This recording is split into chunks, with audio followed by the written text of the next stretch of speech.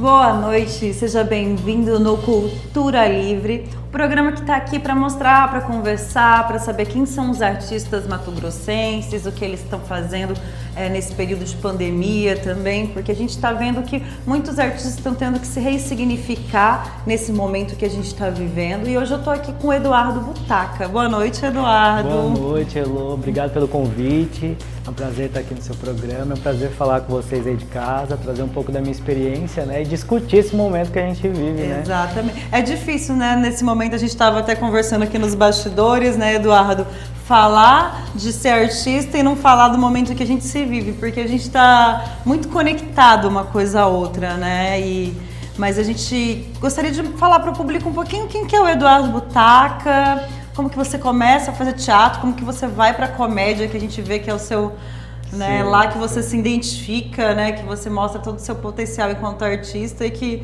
casas cheias, né, Eduardo, toda vez que você tá no teatro, casa lotada, público adora os personagens, então assim, conta pra gente um pouquinho da sua trajetória. Então, eu descobri o teatro, né, ainda no ensino médio, eu tinha 15 para 16 anos, no pessoal do Ânima, que era o grupo de teatro da Escola Técnica Federal. Nossa! Fui aluno do professor Gilberto Nasser, né? Eu começo por acaso, lá tinha a modalidade, a disciplina de arte, tinha as modalidades, você podia escolher se você queria fazer teatro, artes visuais ou música, que é o sonho, né, de toda a gente do ensino médio, né? Senão a gente quer fazer alguma coisa ligada à arte, né? E eu comecei a fazer artes visuais porque eu gostava de pintar na época. Só que aí, dentro das aulas de história, sempre tinha aquele teatro, faz um teatro para falar sobre período greco-romano. E aí eu sempre tomava frente, e aí um amigo meu que era muito apaixonado por teatro, pelas aulas de teatro do Gilberto e tal, falou assim, não, Edu, você tem que fazer teatro. Eu não quero, não, nada a ver comigo. Aí ia ter um festival na escola, que era o Fest Ânima, que era um festival super famoso lá dentro da escola e tal, e mobilizava todos os alunos. E eu decidi entrar para ajudar ele. Ele falou, não, então me ajuda no festival. E aí eu entrei e não saí mais. E aí o Gilberto me obrigou a fazer as oficinas de teatro. Graças a Deus, Gilberto. Graças a Deus. Obrigado por ser tão... Ele falou assim, não vai participar do festival quem não vier todo sábado aqui. Eu falei, putz, que eu fui fiz pego, na minha né? vida. Eu fui mordido, picado pela mosquinha azul lá do teatro. Estreiei dentro do festival com o espetáculo Alienada Eu, que era um texto adaptado, a gente adaptou, praticamente reescreveu todo o texto. E eu também gostava muito de escrever. Eu já escrevia histórias assim. Eu vivia inventando uma oportunidade de ter que roteirizar alguma coisa, sabe? Até hoje, né? Até hoje, assim, eu vou lá e quero roteirizar a minha própria vida. E escrevi Alienada Eu, a gente acabou ganhando os prêmios éramos assim, os azarões do festival, mas levamos os prêmios de melhor espetáculo do júri popular, que era a nota que o público dava, e levamos melhor criatividade, além de ter sido indicado em 9 outras categorias. Então, assim, eu fiquei extasiado. No primeiro espetáculo, né? Já chega assim, né? Já chegou chegando. E o mais legal é que o prêmio do festival era o direito de uma temporada no teatro do Cefet. E era uma temporada de quinta a domingo. Então, assim, não tinha prêmio melhor. Né? Era o que vocês queriam. Era o que nós queríamos. E aí a gente fez uma temporada já de cara de sucesso, assim. Todos os dias... Gente, eu lembro no domingo, que era a última sessão, a gente tendo que improvisar ingresso, porque a gente sempre imprimia ingresso a menos, porque nunca... Não vai lotar! Vamos economizar papel, salvar as árvores, né? E aí, só que aí a gente começou, tá vendo, vai acabar o ingresso, acabou o ingresso. Aí no domingo a gente rasgando, improvisando, pegando folha de sulfite com a régua, rasgando, escrevendo 1, 2, 3, 4, pra poder carimbando atrás, fazendo produções sérias de ingresso para conseguir atender a demanda do público. E essas são as minhas melhores lembranças, assim, desse início, né? E bem jovenzinho ainda, né? Com tanto sonho, com tanta coisa. Criança. E aí, quando que você fala assim, não, é o teatro que eu quero pra minha vida? Você acha que é nesse momento aí que você começa? Ou não? Ainda você levava como hobby, como algo estudantil? Eu levava como eu levava muito a sério, porque o Gilberto cobrava isso da gente, mas eu não levava como uma profissão. Sim. Né? Eu sabia que eu deveria ser profissional quando eu estava no palco ou por trás dele ali, mas quando eu chegava na minha casa ou dentro da sala de aula, eu era outra coisa. Eu comecei a ter uma vida dupla. Sim. E aí eu acho que meu grande primeiro conflito em relação a isso foi no vestibular, né? Quando eu fui prestar o vestibular, eu sempre dizia que eu queria fazer medicina, minha mãe... Eu também. Né? Mas é o romantismo, quer dizer, acho a profissão linda. Medicina e direito, né? As engenharias, Acho linda a profissão, mas realmente não era pra mim. E eu comecei a entrar num conflito, assim, um conflito mesmo, fui fazer teste vocacional, e os testes davam algo ligado à arte. Aí eu falava, não, vamos refazer o teste. Tem alguma coisa errada com esse teste. Na verdade, o que estava de errado era comigo, né? Não estava aceitando não que era isso. Não estava aceitando. E aí eu decidi, aí eu fiz minha primeira formação foi comunicação social, porque foi a coisa mais próxima na época que eu achei da arte. Sim. Mais próxima e mais que não tinha, né? A gente não tinha aqui faculdade de arte cênica, cursos para profissionalizar, né? Igual a gente tem hoje, que são cursos técnicos. Então a gente vem de um tempo, né, que não existia, que tinha que ir para fora, né, Edu? Exatamente. Para poder fazer um curso superior. E quem não tinha condições de ir para fora não ia, como era o ia. meu caso. Ainda bem que tinha a cultura dos grupos, que eram muito fortes. Então, Cena 11, como você, né, do Cena o Animal, Tespes. Enfim, tinha vários outros grupos. O do Sandro era o Mosaico. E essa cultura... E eu acho que é interessante hoje quando pergunto assim, um dia eu fui num festival, participei de um festival, uns anos atrás, aí ele falou assim, você é ator amador? Aí eu falei, sim. Porque eu falei, cara, o que significa amador, né? Não é quem ama. Amador? Quem faz por amor, quem ama a dor. Então eu sou assim, né? Porque se a gente fizesse só pelo dinheiro, a gente já tinha desistido. Nossa. É claro que a gente não trabalha, a gente precisa pagar os boletos, a gente faz, a gente tem que ser remunerado por isso. Mas tem que ser um louco mesmo, sabe? Tem que pra ser falar louco. assim, não, eu vou viver exclusivamente de palco, né? Porque uma vida de a gente vê o artista, o artista não vive exclusivamente de palco, ele vai dar aula, ele vai... Então, ele é artista, mas ele é artista pedagogo, né? Ele é um artista... Ele é outro, ele tem que transitar em vários lugares para conseguir pagar os boletos, né? Exatamente. Hoje, inclusive, hoje você tá tão lindo quanto um boleto pago. Obrigado. Espero que meus boletos estejam pagos. Mas falando dessa questão, né, como essa questão do pagar o boleto, esse é um outro momento de conflito, né? Porque quando eu comecei assim, primeiro falta espaço, a oportunidade, que a gente precisa lutar para criar essas oportunidades. Então, cursos como o da MT Escola são oportunidades que nós não tivemos na nossa época. Então essas pessoas já chegam na nossa frente nesse sentido. Você vê muito adolescente, né? Então que acabou de sair do ensino médio e já consegue entrar num curso técnico, já consegue ter noção, porque a gente era muito, e também começamos muito cedo, né? Então a gente tinha essa cultura dos grupos, mas também tinha estudo. Para quem acha, não, a gente só pegava o texto, lia, ensaiava. Não. A gente estudava muito, tanto que a gente chega na faculdade com muita bagagem, né? O que não havia era essa metodologia e a chancela da certificação, né? O que eram cursos livres, né? Cada um trazia uma proposta de estudo, tinha sempre o oficineiro ou o mentor ali no caso. E o que acontece? É importante os cursos oficiais, né? Porque eles ajudam a quebrar um paradigma de que de que não é uma profissão. Sim.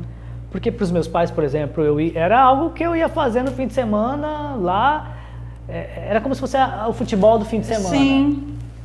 E quando não, é um curso superior, com a chancela de uma universidade, de não sei o quê. Isso já vai construindo... Com certificado, né, de curso e tal. Vai construindo que é uma área de conhecimento. Desmistificando o artista, porque a gente sempre pensa no artista como quem, oba-oba, né? Que todo mundo fala, ele é artista. Tipo, leva, tipo, né? Como que não leva na maciota, não. Mas e assim, que as pessoas têm que pensar, o artista ainda, ele estuda praticamente várias profissões, porque para você às vezes tá num papel, fazer um personagem, você tem que estudar tudo. Tipo, se o personagem é um médico, o que ele passou? Então a gente tem que. Então a gente fala assim que é a capacidade de ver várias vidas em uma só, né? Sim. A gente consegue fazer vários personagens, estudar muitas coisas, estudar história, geografia, ciência.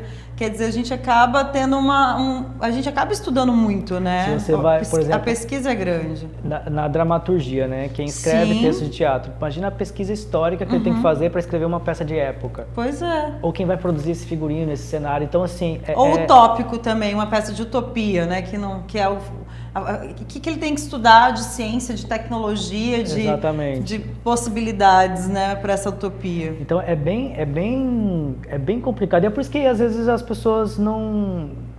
É um pouco culpa nossa, né? Eu costumo dizer também assim que nossa, como artistas de um modo geral, por contribuir às vezes com esse imaginário de que é uma vida à la louca, sabe? E também contribuir como se fosse uma vida de glamour, que eu acho também outro viés ruim, né? Isso distancia do público, né? Então aquela celebridade... Antes os artistas eram a nova corte, todo mundo queria saber o que estava na revista de fofoca, continua querendo saber, mas isso também gera muita... Mas já está desgastado, né? Está desgastado e gera um desconforto no público, tipo, o que é essa... Como se fosse uma pessoas fúteis ou pessoas... Não é culpa totalmente do artista, existe por trás aí os veículos também que se interessam por isso, né? Que exploram isso demasiadamente, mas eu acho que a gente tem que quebrar com isso. O artista, ele está muito mais próximo do povo do que do glamour, né? Do que do glamour. E a gente pro artista o interessante é o povo, né? É o contato com o público mesmo, é trazer mais público, é trazer mais gente para pensar diferente, porque eu acho que o espetáculo também tá nesse lugar de transformar, de colocar o público para pensar, de refletir. E a gente também fala muito sobre a atualidade, né? Sobre o que a gente está passando agora. Então eu acho que o espetáculo também está nesse lugar de dialogar com o que está acontecendo no mundo, com o que está acontecendo no aqui e agora, né? Sim. E aí também requer muita pesquisa, muito estudo. Então, voltando lá, e você está fazendo ânima, e aí como que você se descobre como humorista, né? Que a gente vê, tem uma longa caminhada ou não? Eu, por incrível que pareça, eu comecei dirigindo a peça, porque... Era o estigma não, era o senso comum, né? Sim. Eu não sei fazer nada, me deixa como diretor. Tipo, opa! O que é o contrário, né? Mas é porque esse meu amigo falou assim, você é bom pra mandar nas pessoas, as pessoas te obedecem, então você fica como diretor, porque eu achava que o diretor era aquele que falava assim, não, amanhã você traz tal coisa, amanhã tal horário é o ensaio. Eu não sabia que eu precisava saber as técnicas de teatro para dirigir o espetáculo. Aí eu fui aprendendo ali, trocando pneu com o carro andando, porque o espetáculo tinha data para acontecer. É muito bom quando tem data para acontecer, né? Que obriga a gente a andar. Sim, esse ponto é ótimo. Aí faltava, era um monte de adolescente, né? O elenco era gigante, faltava um ou outro. Sempre. A gente vê até isso hoje. Até hoje. E tinha aquele que faltava sempre. Aí eu, como diretor, começava a ler as falas deles. E nessas, assim, eu também fui muito sarrista, brincava muito, piadista, né? E eu começava a ler e já colocar caco e fazer de um jeito pra ficar engraçado, mas mais pra entreter o ensaio do que pra... O alívio cômico, né? Que ele precisava alívio cômico. Pra ser levado a sério. E aí depois eu comecei a agradar e aí eram 2 personagens que eu sempre lia. Aí falaram, não, esse aqui tem que ser você porque ninguém vai fazer igual você tá fazendo. Eu falei, tá bom, eu faço. E o outro eu fiz na véspera, eu aceitei fazer porque o menino não ia mais. Então você acabou ficando com 2 personagens. Pra quem não tinha nenhum, fiz 2, eram 2 pontas assim. E ainda dirigiu. E ainda dirigi. E aí depois eu tomei gosto também pelo palco e gostei. Isso você tinha quantos anos, Edu? 15 para 16. Nisso ainda lá no festival ano. eu tinha 16, já no ânimo ainda. Mas quando eu comecei, porque os ensaios, né, porque eu faço no fim do ano, aniversário, eu tinha 15 ainda. Você tinha 15. E eu sempre gostei de fazer rir, sabe? Eu acho que cada vez mais o humor ele se faz necessário pra gente lidar com as nossas próprias mazelas, sabe? Sim. Eu acho a tragédia fantástica, acho o drama necessário, eu acho a comédia divina, sabe? Eu acho que a gente chega a ser é quase uma petulância querer fazer rir nos momentos que a gente vive. Momentos tão obscuros, sabe? Tão sombrios, com uma pandemia global acontecendo, né? Com um governo estranho. Sim. As pessoas não têm muitos motivos para rir, sabe? E quando a gente se coloca nessa função de vou tentar fazer você rir, eu acho isso tão lindo, sabe? Sim. E aí quando eu consigo, eu penso que tudo faz sentido para mim, sabe? Eu penso é para isso que eu tô aqui. Que lindo, nossa. Realmente. Muito. Eu acredito muito nisso. Porque dá pra ver, né, Edu, pelos seus trabalhos, assim, não tem... você fala assim, cara, é muito amor por aquilo que você faz, porque assim, gente, é fantástico. E engraçado que você tem 3 personagens que são chaves, que é um totalmente diferente do outro, né, assim, e os 3 ligados ao humor, é claro, né. Vamos ver um trechinho da professora? Vamos. Que ó, tô tendo que usar álcool em gel de churrasqueira. Depois na farmácia acabou tudo o álcool em gel. Tá ligado? Mas não tem problema também não, porque eu não tô fazendo churrasco mesmo. Com o preço que tá essa carne, quem que come carne hoje em dia? Mas tem beleza que tá indo no mercado. Você tem dinheiro, vai lá, estoca comida, estoca máscara, estoca álcool em gel. E a gente fica sem. Vai adiantar, ô lindeza, ô raio de pulmão, ô Gisele, sei lá, encher, comprar tudo o álcool em gel. Aí o preço do álcool em gel vai para 300% mais caro. Aí a diarista que vai lá trabalhar na sua casa não tem condição. Aí você tá lá com seu álcool em gel, tá lá esterilizada. Mas tá todo mundo na sua volta contaminado. Você vai contaminar do mesmo jeito. Beleza, lindeza, gracinha. Linda que é pra estar estocando álcool em gel. Pra estar estocando comida enquanto o outro não tem condição. Agora acha que álcool em gel é a estrelinha do mar. Pegou, fica gracinha, você quer fazer uma caridade, quer ser linda? Por que você não dispensa a sua diarista? E parte de uma paga ela mesmo, fala assim, ó, você não tá pra você, nessa quarentena, você fica na sua Ela casa. fala que você, Eduardo Butaca, não pode jogar. A gente ficar cada um na sua. Tem que respeitar as normas de segurança. Já não basta o presidente lá, aquela lindeza, a belezura, né? A Gisele do palácio, que mandou todo mundo pro manifesto. Aí todo mundo lá se contaminando, achando que não, que é mito, que é fantasia da mídia. É fantasia, as pessoas morrendo. Ah, mas é só uma gripe pra você que tá aí jovem, tá? Mas os idosos estão morrendo. Você não tem nenhum idoso na sua família, não, e a família do outro? E outra, você não é idoso agora, mas você viu que a coronavírus deixa sequela no seu pulmão? Agora você não vai ter nada, mas quando você tiver 80 anos, 70 anos, você vai ter sequela. Vai ficar linda sequelada. Uma graça que vai ficar você sequelada egoísta. Egoísta que você é. Tem que pensar no outro. Agora não, isso que é teoria da conspiração. Ah, porque essa teoria da conspiração é a China comunista que mentiu, que inventou. Ah, só você que está sabendo dessa conspiração. Você e a NASA. Tão especial que você é, você descobriu sozinha. O governo do mundo inteiro tá errado. Na Itália as pessoas estão morrendo por fantasia. Cinderela, deitaram, esqueceram de acordar. Acorda você, lindeza. Vai ficar em casa, fica em casa. E nada de levar as crianças pra vir pra rua. Arruma coisa para as crianças fazer, compra um cubo mágico pra ele, passa gel de churrasqueira, esteriliza, tá? Lê história pra essas lindezas, põe elas pra ler. Porque tem que ler, aproveita, né? Eu sei que tem pai que tá desesperado, porque não sabe o que vai fazer com essas crianças em casa. Porque não tá acostumado a ter que lidar com o próprio filho, né? Tá acostumado a jogar as lindezas na escola pra professora, que tem que cuidar, né? Tem que educar. Agora vai ter que conviver, vai ter que lembrar que o filho é seu. O filho é seu que teve esse filho, essa lindeza, essa belezura. Porque é umas gracinhas, né? Tem que cuidar das belezinhas, mas tem hora que vamos respeitar. Outra coisa, não é porque tá de quarentena que você não vai fazer matrícula. Já começou a matrícula, vai matricular esse filho seu, é online, ó. Pega o computador, passa um álcool de churrasqueira no teclado e vai lá e entra no sistema da Seduc e faz matrícula. Porque eu fui na escola atribuir aula, não tem aluno suficiente, tem 10 alunos. E aí, como é que fica? A professora tem que trabalhar. Agora não precisa, mas faz matrícula desse filho, você vai ficar sem vaga. Beijo pra vocês, se cuida, tá? A professora ama vocês. Ama as lindezas, as gracinhas, tá? Se vocês morrerem, eu vou sentir falta assim. Tem que falar a verdade, porque se não cuidar vai morrer. Tô falando a verdade. Vou ficar com falta, vou ficar sozinha, só eu fazendo o quê? Fazendo... Pra quem que eu vou dar aula?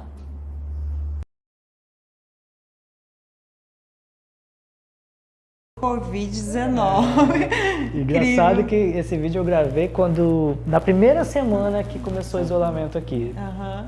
E ele parte dessa necessidade de... a gente fala do que a gente vive, né? Das Sim. nossas experiências. Ou da experiência do outro que a gente toma pra gente também. Nem tudo Que afeta, né? A gente fala dos afetos. Exatamente. E foi uma necessidade que eu tive de falar com a personagem, porque tinha questão das aulas, tinha questão daquele primeiro comportamento. Nossa, quero pegar papel higiênico. Você lembra? O pessoal destacando papel higiênico. E foi muito engraçado porque esse vídeo deu um boom, assim, uma viralizada, e não estavam ainda falando até esse momento sobre o quanto esse comportamento estava equivocado em estocar coisas. Sim. E foi algo que, conversando com amigos, a gente chegou na conclusão. Uma amiga falou: ai, gente, olha, corre no supermercado porque senão a gente vai ficar sem. Eu falei: não, gente. E era só boato, você viu, né? Era muita Boato. fake news, né? Mas a gente vai ficar com o Eduardo Butaca no próximo bloco pra gente falar um pouquinho sobre a professora Geisa e falar um pouquinho também sobre como foi essa construção. Fica com a gente aqui no seu Cultura Livre. Mas, gente, era tão...